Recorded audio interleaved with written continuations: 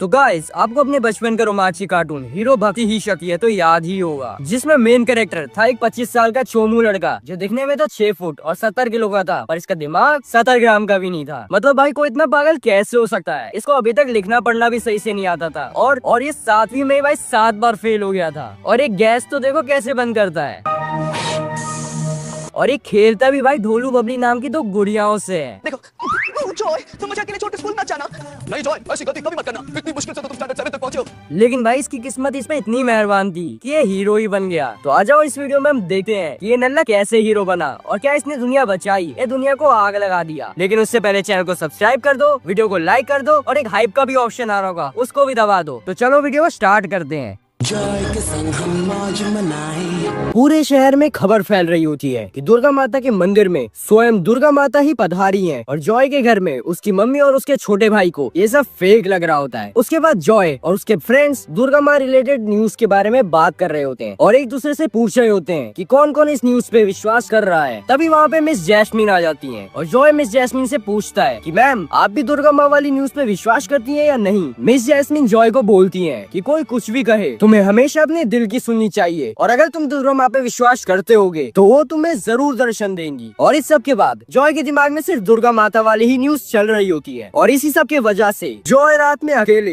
दुर्गा माता के मंदिर के लिए घर से निकलता है, वो भी बिना किसी को बताए। और अब इस सब के बीच जॉय से मिलने और बात करने जॉय की मम्मी जाती है उसके बेडरूम में और देखती है कि जॉय वहाँ पर नहीं है। और ये सब देख वो जॉय के लिए काफी परेशान हो जाती है और जॉय को ढूंढने उसके छोटे भाई के साथ निकल जाती है। उसी बीच दूसरी तरफ जॉय मंदिर पहुंच जाता है और दुर्गा माँ की मूर्ति के सामने बैठकर बोलता है, दुर्गा माँ मैं आपसे मिलने आया हूँ। और सब बोलते हैं कि आप यहाँ नहीं हो, लेकिन मुझे पता है कि आप यही हो। आप मुझसे मिलने आई हो ना, तो फिर आप मेरे सामने क्यों नहीं आती। और ये भी बोलता है कि मैं बहुत कमजोर हूँ, लेकिन आज आपके मंदिर से मैं कमजोर नहीं जाऊंगा। मेरी कमजोरी का फायदा हर कोई उठाता है और मैं अपनी माँ को रोते हुए नहीं देख सकता और मैं अपनी माँ और फैमिली को प्रोटेक्ट करना चाहता हूँ और मैं तब तक यहाँ से नहीं जाऊंगा जब तक आप मुझे शक्तियाँ नहीं दे देती। देख रहे हो भाइयों अपना बागर बिल्ला कैसे दुर्गा माँ को इमोशनल कर रहा है। और दुर्गा माँ उसके झांसे में आ भी जाती हैं और उसके सामने आ जाती हैं और बोलती हैं कि वो कमजोर नहीं है बल्कि उसकी भक्ति में बहुत शक्ति है। उसकी भक्ति ही उसकी सबसे बड़ी शक्ति है और ये शक्ति हर किसी के पास नहीं होती। इसलिए मैं तुमको एक ऐसी शक्ति देना चाहती हूँ जिससे तुम किसी की भी मदद कर सकते हो और अपने आप को कभी भी कमजोर नहीं समझना, बस अपनी भक्ति की शक्ति पे हमेशा विश्वास रखना। उसके बाद माँ उसे बोलती है कि अपना हाथ आगे बढ़ाओ और उसे एक रिंग देती है और बोलती है कि ये रिंग तुम्हारी हमेशा मदद करेगी दुनिया को बचाने में बुरी शक्तियों से। और ये रिंग कभी भी किसी और के हाथों में नहीं लगनी चाहिए क्योंकि इन शक्तियों का मिसयूज भी हो सकता है। अंगूठी मिलने के बाद जॉय माँ से पूछता है कि ये अंगूठी उसे कब पहननी है और दुर्गा माँ बताती है कि अंगूठी पहनने का सही वक्त तब आएगा जब अंगूठी खुद ही बोल पड़ेगी। और अभी एक और चमत्कार आने वाला है जो कि जॉय को सही वक्त ही पता चलेगा। उसके बाद दुर्गा माँ वापस चली जाती है और जॉय दुर्गा माँ को थैंक यू बोल के घर आ जाता है, लेकिन देखता है कि घर पे कोई नहीं है क्योंकि उसका छोटा भाई और मम्मी दुर्गा माँ के मंदिर गई थी उसे ढूंढते हुए। और दुर्गा माँ से वो रिक्वेस्ट करते हैं कि जॉय को सही सलामत घर पहुँचा दें। और दुर्गा माँ से रिक्वेस्ट करके जॉय की मम्मी और उसका छोटा भाई वापस घर आ जाते हैं और देखते हैं कि घर पे जॉय वापस आ चुका है। जॉय की मम्मी उससे पूछती है कि वो कहाँ था और जॉय बोलता है कि वो दुर्गा माँ से मिलने गया था और वो सही सलामत है। ये सब बोलने के बाद जॉय चले जाता है अपने कमरे में सोने। अब कहानी में आगे जॉय और उसके फ्रेंड्स बात कर रहे होते हैं और तभी एंट्री होती है मिस जैस्मिन की और मिस जैस्मिन को 2 लड़के गुलाब के फ्लावर देते हैं और मिस जैस्मिन उनसे जॉय के बारे में पूछती हैं।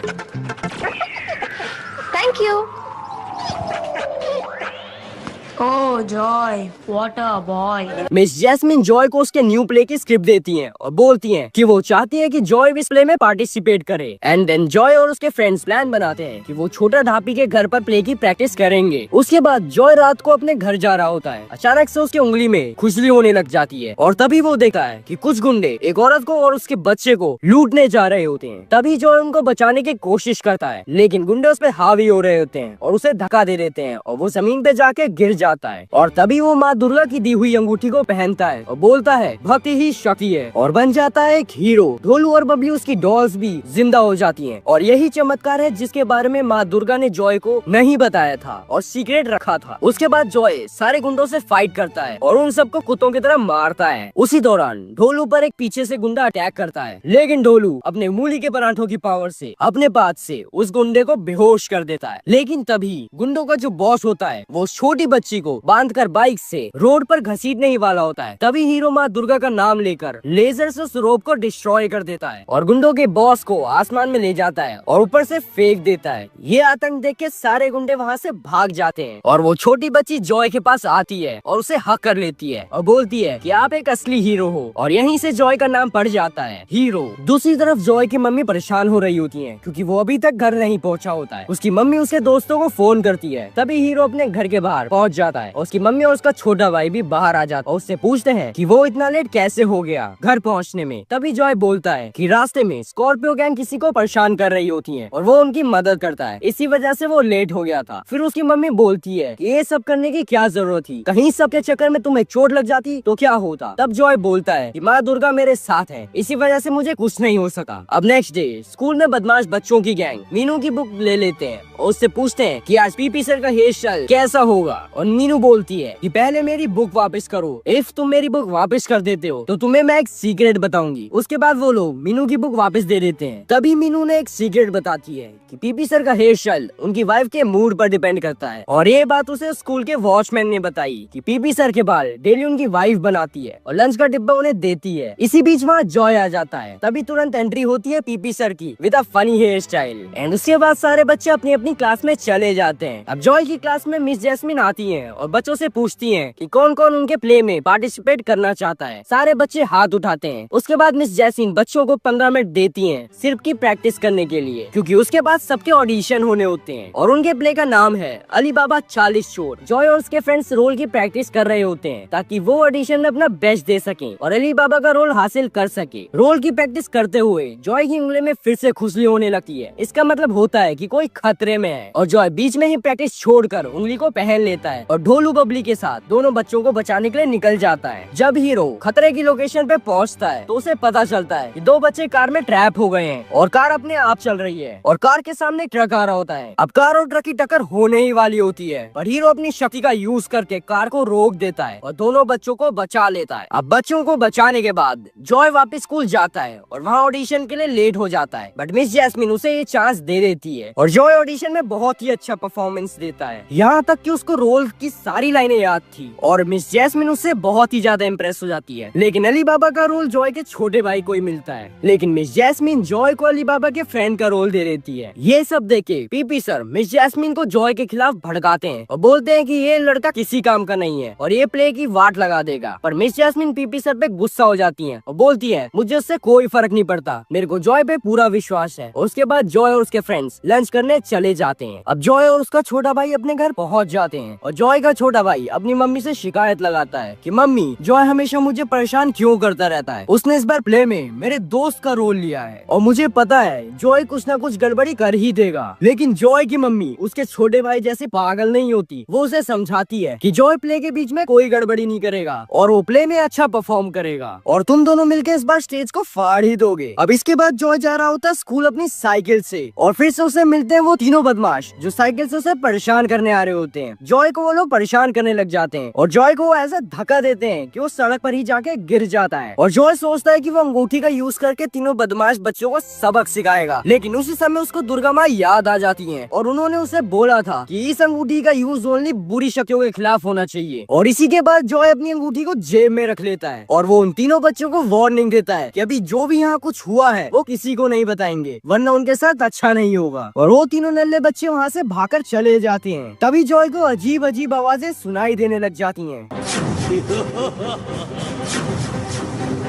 और ये अजीब अजीब आवाज सुन के जॉय वहाँ से भाग जाता है। अब उसके बाद अभी अपने रोल की प्रैक्टिस कर रहा होता है और उसके बाद जॉय चले जाता है और बोलता है चलो भाई हम दोनों मिलकर साथ में प्रैक्टिस करते हैं, पर अभी उसका पोपट कर देता है। वो उसे पागल बनाता है और कहता है कि तुम साइड में जाके लाश की प्रैक्टिस करो और पागल जॉय उसकी बात मान भी लेता है। वो साइड में जाके लाश की एक्टिंग करने लग जाता है और अभी अपने रोल की शांति से प्रैक्टिस करने लग जाता है। दूसरी तरफ कहानी में एक खतरनाक विलेन एंट्री लेता है और वो एक चलती हुई कार को रोक कर उसमें बैठे हुए बच्चों को हिप्नोटाइज कर देता है और उन सब बच्चों को अपनी तरफ बुलाने लगता है। और जब कार का ड्राइवर उन बच्चों को बचाने की कोशिश करता है तो वो विलन कार के ड्राइवर पर हमला कर देता है और उसे बेहोश कर देता है और साथ ही साथ सारे बच्चों को भी बेहोश कर देता है। और स्टोरी में ट्विस्ट तब आता है जब विलन हमारे प्यारे हीरो को ढूंढने की कोशिश करता है और अपना मैजिक यूज करता है, पर उसके मैजिक से वो हीरो को तो नहीं ढूंढ पाता पर एक लिंक ढूंढ लेता है। लिंक ये था कि वो मीनू को किडनैप करके हीरो तक पहुंच सकता है। दूसरी तरफ जॉय, छोटा पापे और मीनू पार्क में मीनू के बर्थडे के सेलिब्रेशन की बात कर रहे होते हैं। उसके बाद वो तीनों अपने घर जाने के लिए निकल जाते हैं, लेकिन तभी जॉय की उंगली में अचानक से खुजली होने लग जाती है और वो सोचता है कि पार्क में कुछ ना कुछ गड़बड़ तो जरूर है और कुछ खतरा उसकी तरफ आ रहा है। और तभी वो देखता है कि मीनू के पीछे एक अजीब सा विलन एंट्री लेता है और जॉय दुर्गा माँ की दी हुई अंगूठी को पहनकर हीरो बन जाता है और डोलू बबलू भी जिंदा हो जाते हैं। हीरो विलन जैंगो को बोलता है कि मीनू को छोड़ दो, पर जैंगो हीरो की बकैती से परेशान हो गया था और वो उस पर अटैक कर देता है, लेकिन हीरो सही समय पर उसके अटैक को अपनी लेजर बीम से डिफ्लेक्ट कर देता है। और इसी बात का फायदा उठाकर मीनू अपने आप को विलन के चंगुल से बचा लेती है और हीरो के पास आ जाती है। इसके बाद विलन जैंगो हीरो को धमकी देता है कि उस लड़की को मेरे पास भेज दो वरना अच्छा नहीं होगा, लेकिन हीरो जैंगो को मना कर देता है और इसी बात से गुस्सा होकर जैंगो फिर से हीरो पर अटैक करता है। लेकिन बीच में ढोलू आ जाता है हीरो को बचाने के लिए, पर जैंगो के अटैक की वजह से ढोलू जमीन पे जाके गिर जाता है और हीरो ने फिर से जैंगो के अटैक को अपनी लेजर बीम से डिफ्लेक्ट कर दिया था, पर हीरो की शक्तियों का कोई भी असर नहीं होता विलन जैंगो पर। And after a tough battle Django hero को हरा ही देता है और मीनू को किडनैप करके ले जाता है। और अब आप जिसको स्क्रीन पर देख रहे हो वो है मास्टरमाइंड इन सब चीजों के पीछे, और यही है जिसके कहने पे जैंगो ने दोनों बच्चों को किडनैप किया था और ये काली शक्तियों के सम्राट महान विराट को जिंदा करना चाहता है। और अब हमें पता चलता है कि ये लोग उन दोनों बच्चों की बलि देने वाले हैं ताकि ये लोग काली शक्तियों के सम्राट को जिंदा कर सकें। और इन दोनों बच्चों की किस्मत इसलिए खराब है क्योंकि महापूर्णिमा की रात को पैदा हुए थे और सम्राट को जिंदा करने के लिए इन दोनों बच्चों की बलि महापूर्णिमा रात को ही देनी पड़ेगी, जो कि 12 साल के बाद आने वाली है। और ये मौका विलेंस बिल्कुल नहीं छोड़ना चाहते। दूसरी तरफ अपना जॉय दुर्गा माँ के मंदिर में जाता है और दुर्गा माँ के सामने प्रार्थना करता है कि दुर्गा माँ प्लीज आप मीनू को बचा लो, और बोलता है कि मैं आपकी शक्तियों के बिल्कुल लायक नहीं हूँ और आपकी शक्तियाँ होने के बावजूद भी मैं मीनू को नहीं बचा सका। और जॉय दुर्गा माँ की दी हुई अंगूठी को मंदिर में रख के जाने ही लगता है, तभी दुर्गा माँ उसे रोक लेती हैं और जॉय को बोलती हैं कि तुम मेरी शक्तियाँ मुझे इसलिए लौटा रहे हो क्योंकि तुम अपने दोस्त को नहीं बचा पाए। और जॉय बोलता है हाँ, क्योंकि मैं आपकी शक्तियों के बिल्कुल लायक नहीं हूँ। तभी दुर्गा माँ उसे बोलती है कि ऐसा कुछ भी नहीं है और तुम अपनी शक्तियों का इस्तेमाल ढंग से नहीं कर पा रहे हो क्योंकि तुम्हें अपने आप पर विश्वास नहीं है, और तुम्हें मैंने अपनी शक्तियाँ इसलिए दी है क्योंकि तुम उसके लायक हो, बस तुम्हें अपने आप पर कॉन्फिडेंस रखना होगा। उसके बाद जॉय दुर्गा माँ से माफी मांगता है और बोलता है कि माँ मुझे माफ कर दीजिए क्योंकि मुझे अपने आप पर विश्वास नहीं था, लेकिन अब से मैं आपकी सारी शक्तियों का यूज करके सारी बुरी शक्तियों को हरा दूंगा। दुर्गा माँ जॉय को आशीर्वाद देती हैं और बोलती हैं कि तुम्हारे रास्ते में कई सारी मुश्किलें और अड़चने आएंगी, पर तुम्हें उन मुश्किलों का डट के सामना करना होगा और अपने आप पर पूरा विश्वास रखना होगा, तभी तुम इन मुसीबतों से बच पाओगे। और उसके बाद वो जॉय को अंगूठी वापस कर देती हैं। उसके बाद जॉय अंगूठी पहनकर हीरो बन जाता है और ढोलू बबली के साथ जैंगो के बेस पर पहुंच जाता है ताकि वो दोनों बच्चों को बचा सके। जैंगो के बेस पे पहुंचते ही ढोलू बबली और हीरो अलग अलग डायरेक्शंस में दोनों बच्चों को ढूंढने लग जाते हैं और अचानक से हीरो को दोनों बच्चे मिल जाते हैं और वो उन्हें वापस घर ले जा रहा होता है। तभी वहाँ पर जैंगो आ जाता है और हीरो और जैंगो के बीच में महायुद्ध चालू हो जाता है। जैंगो फिर से हीरो पर अटैक करने लग जाता है, पर इस बार सारे अटैक्स हीरो डॉज करता है, लेकिन जैंगो एक बहुत बड़ा अटैक मूव यूज करता है और ढोलू बीच में आ जाता है और वो बुरी तरह घायल हो जाता है। ये सब देखे हीरो दुर्गा माँ की बात याद करता है और अपने ऊपर कॉन्फिडेंस रखे जैंगो पर अटैक करता है और जैंगो से इस बार वो जीत जाता है। और इसके बाद वो दोनों बच्चों को सही सलामत उनके घर पहुँचा देते हैं और हीरो अपने घर चले जाता है। उसके बाद अगली सुबह हीरो की मम्मी न्यूज देखती है और उन्हें उसमें मीनू का इंटरव्यू दिखता है, जिसमें उन्हें पता चलता है कि हीरो नाम के बंदे ने ही मीनू को बचाया है और यही बंदा अब दुनिया की रक्षा करेगा बुरी शक्तियों से। उसके बाद जॉय मिलता है मीनू से और मीनू अपनी क्लास में सभी बच्चों को हीरो के बारे में बता रही होती है कि कैसे हीरो ने उसे विलेन से बचाया। दूसरी तरफ जैंगो अजगर से बोलता है कि मुझे बचा लो, पर अजगर सिर्फ अपने मालिक की ही सुनता है और वो जैंगो को एक मिरर में कैद कर देता है एज अ पनिशमेंट। और मालिक अजगर को बोलते हैं कि उन्हें हीरो का गेम बजाना है और अजगर मालिक से बोलता है कि मैं भी हीरो को ढूंढ ही रहा हूँ, पर कोई विचित्र शक्ति मुझे उस तक पहुँचने नहीं देती। उसके बाद अंधेरी शक्तियों का मालिक अजगर को ऑर्डर देता है कि वो सारे बच्चों को उसका गुलाम बना दे और बच्चों में उसके नाम की दहशत फैला दे, और अजगर बोलता है जो हुक्म मेरे आका। दूसरी तरफ स्कूल में बच्चे प्ले की प्रैक्टिस कर रहे होते हैं, तभी वहाँ पर जॉय मीनू का बर्थडे सेलिब्रेट करने के लिए केक ले आता है और सभी बच्चे मीनू को हैप्पी बर्थडे विश करते हैं। हैं और मीनू सबको अपने बर्थडे में बुलाती है। तभी अजगर एक नया प्लान बनाता है सारे बच्चों को अंधेरे का गुलाम बनाने के लिए। अजगर एक खतरनाक गुंडे की आत्मा को अपने कब्जे में ले लेता है जिसको फांसी होने वाली थी। और दूसरी तरफ जॉय और सारे बच्चे मीनू की पार्टी में एंजॉय कर रहे होते हैं और जॉय मीनू को गिफ्ट देता है एक new video game Billu blaster. और इसी पॉपुलर वीडियो गेम का फायदा उठाता है विलेन बच्चों को हिप्नोटाइज करने के लिए।